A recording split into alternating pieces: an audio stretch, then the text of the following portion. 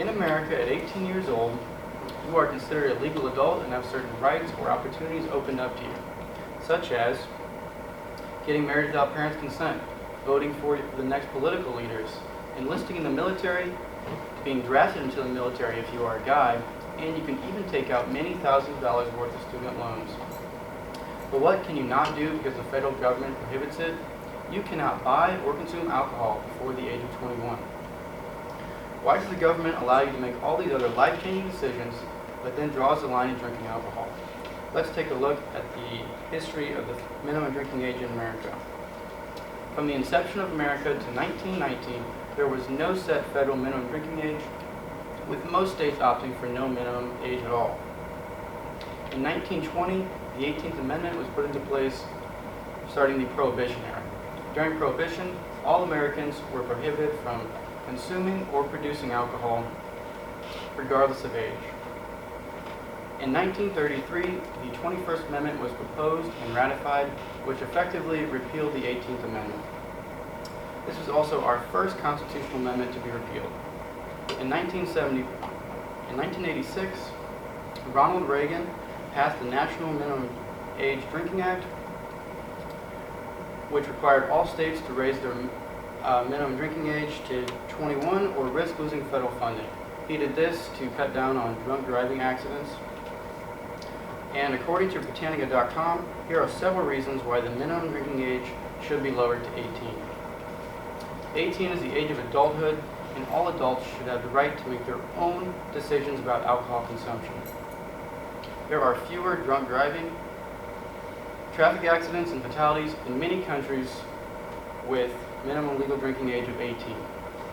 Minimum legal drinking age of 21 enforcement is not a priority for most law enforcement agencies and is typically seen as a waste of their time and resources, with most offenders getting a slap on the wrist with a misdemeanor, with the exception of underage drinking and driving. They really get you in a lot of trouble for that. Lowering the minimum legal drinking age of 21 would reduce the number of underage people who are hurt from alcohol-related injuries or accidents due to fear of legal consequences if they sought medical attention. And state governments should have the right to establish a lower legal drinking age that better reflects their unique demographics, legal context, and history. Lowering the minimum legal drinking age from 21 to 18 would diminish the thrill of breaking the law to get a drink.